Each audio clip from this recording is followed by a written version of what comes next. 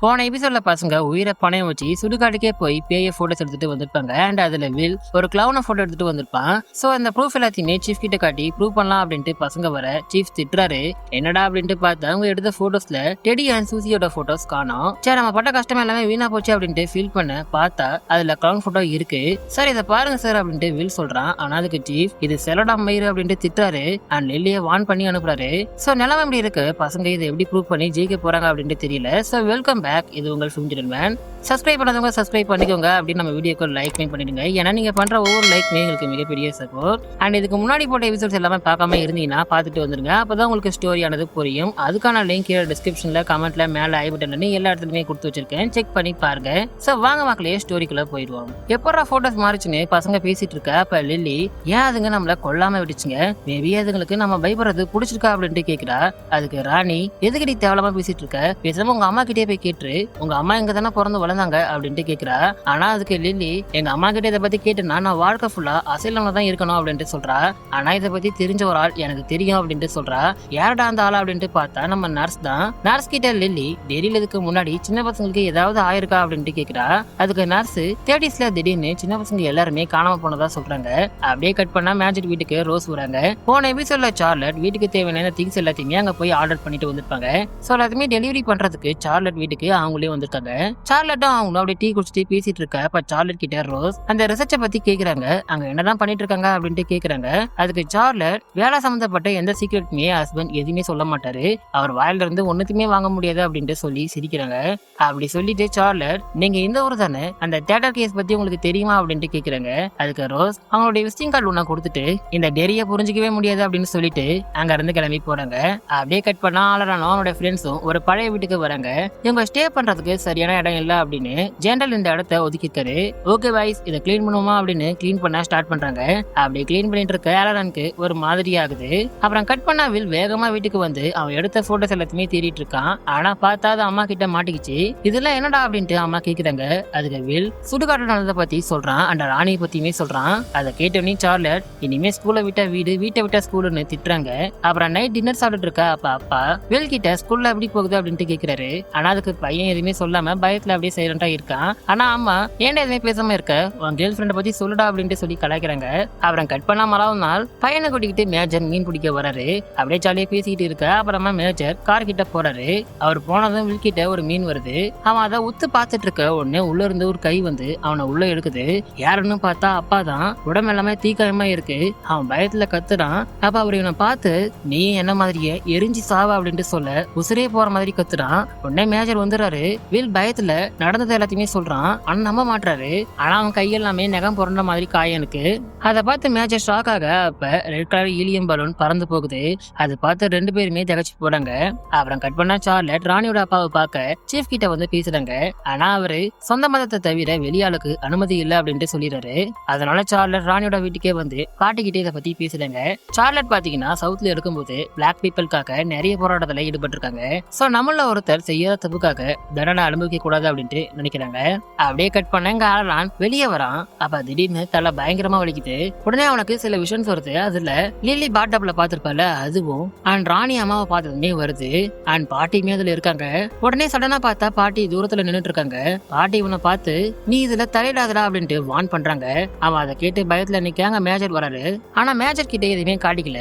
அப்ப மேஜர் ஆளரான் கிட்ட வில்லுக்கு நடந்ததை பத்தி சொல்றாரு. ஆனா அதை கேட்டு இவன் பயப்படுறான். ஆனா முகத்துல காட்டிக்காம எனக்கு எதுவும் தெரியாது அப்படின்ட்டு சொல்றான். ஆனா மேஜர் விடுற மாதிரி தெரியல. நம்ம எதை தான் தேடிட்டு இருக்கோம், அது என்ன மாதிரியான வெப்பன் அப்படின்னா கேள்வி கேட்கிறாரு. அதுக்கு ஆளரான் டென்ஷன்ல எனக்கு ஒண்ணுமே தெரியாது அப்படின்ட்டு கத்துறான். அவன் கட் பண்ண டவர்ல பசங்க நெக்ஸ்ட் என்ன பண்ணலாம் அப்படின்னு டிஸ்கஸ் பண்ணிட்டு இருக்காங்க. அவ வில்லு அவனுக்கு அந்த ஆத்துல நடந்துச்சுல அது எல்லாத்தையுமே சொல்றான். அப்படி சொல்லிட்டு ஏன் அப்படி இருக்க கூடாது அப்படின்னு லில்லி சொன்ன தியரியே சொல்றான்.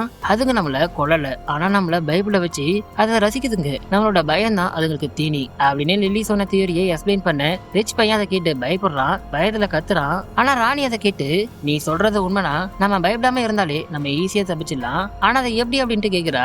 அதுக்கு லில்லி என்கிட்ட ஒரு வழி இருக்கு அப்படின்ட்டு சொல்றா. என்ன அப்படின்ட்டு பார்த்தா அம்மா யூஸ் பண்ற டேப்லெட்டை அவங்களுக்கு தெரியாம சுருட்டு வந்திருக்கா. அந்த மாத்திரை எடுத்துக்கிட்டா பயம் சம்பந்தப்பட்ட ஹார்மோன்ஸ் கொஞ்ச நேரத்துக்கு வேலை செய்யாம இருக்குமா. அப்புறம் கட் பண்ணா சுவாலஜி கிளாஸ்ல நத்தையோட கண் எப்படி இருக்கும் அப்படின்ட்டு கிளாஸ் எடுத்துட்டு இருக்காங்க. அப்ப இந்த மேட்ச் பொண்ணு ரொம்ப நாள் கழிச்சு லில்லி கிட்ட பாசமா பேசுறா, சாரி கேக்குறா. அதே சமயம் சார்லட் போலீஸ் ஸ்டேஷன் ஸ்டேஷனுக்கு வராங்க. அவங்க வரத கேப்டன் பாக்குறாரு. சார்லட் பாடிக்கிட்டே இருந்து அவங்க கைப்பட எழுதி ஒரு சைன் போட்ட ஒரு லெட்டரை வாங்கிட்டு வந்திருக்காங்க. அதை காட்டுறாங்க. ஆனா அதுக்கு ஆபீசர் சீஃப் இல்ல வெயிட் பண்ணுங்க அப்படின்ட்டு வேணும்னே தட்டி கழிக்கிறாரு. அதனால அவங்க டென்ஷன் ஆகி நான் ஒரு கால் பண்ணனா ஒட்டுமொத்த ரெபல் பார்ட்டிஸ் இங்க வந்து நிக்கும், அப்புறம் என்ன ஆகும் அப்படின்ட்டு எனக்கே தெரியாது அப்படின்ட்டு மிரட்டுறாங்க. சோ வேற வழி இல்லாம அலோவ் பண்றாரு. ராணி அப்பா கிட்ட சார்லட் நீங்க அந்த டைம்ல அங்க இல்ல அப்படின்ட்டு எனக்கு தெரியும், ஆனா எங்க இருந்தீங்க, ஏன்னா நீங்க வீட்லயுமே இல்ல, சோ எங்க இருந்தீங்க அப்படின்ட்டு நீங்க உண்மையை சொன்னாதான் என்னால ஏதாவது ஹெல்ப் பண்ண முடியும் அப்படின்ட்டு கேக்குறாங்க. ஆனா அவர் டென்ஷன்ல கத்துறாரு. ஏன்னா இவர் எந்த உண்மையை சொன்னாலும் யாருமே நம்ப போறது இல்ல, அதை கேட்க போறது இல்ல. அதனால ஒரு டென்ஷன்ல கத்த அதுக்கு சார்லட் உங்க பொண்ணு என் பையனும் ஃப்ரெண்டு தான், சோ அதான் நான் ஹெல்ப் பண்ண நினைக்கிறேன், நீங்க என்கிட்ட எந்த உண்மையாதாலும் சொல்லலாம், ஏன்னா நீங்க உண்மையை சொன்னாதான் எனக்கு இந்த கேஸ்ல ஏதாவது பண்ண முடியும் அப்படின்ட்டு சொல்றாங்க. சோ அதனால ஒரு உண்மையை சொல்றாரு. சோ இன்சிடென்ட் நடக்கும் போது பைபிள்ல எங்க இருந்தாரு அப்படின்ட்டு பார்த்தா ஒரு ஒயிட் உமனோட க்ளோஸா இருந்திருக்காரு, அதுவும் கல்யாணம் ஆனவங்க. சோ இதை பத்தி வெளியே சொன்னா அந்த லேடிக்கு ஏதாவது ப்ராப்ளம் ஆயிடும் அப்படின்றதான் இவர் அதை பத்தி சொல்லவே இல்லை.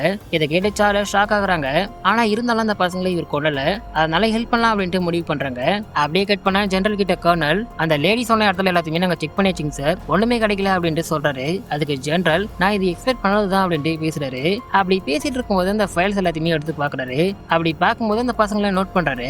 இவன் யாருன்னு கண்டுபிடிச்சு இவங்க கூட்டிட்டு வாங்க அப்படின்ட்டு சொல்றாரு. அப்புறம் கட் பண்ணாங்க கேண்டீன்ல ரெண்டு பேரும் ஜாலியா பேசிட்டு இருக்காங்க. இந்த மேட்ச் பொண்ணு திருந்திட்டாளா அப்படின்ட்டு தெரியல, ஆனா அவன் முகமே ஒரு மாதிரி இருக்கு. அண்ட் இந்த பேட்டியும் அவளை பார்த்து ஏதோ சிக்னல் கொடுக்குறா.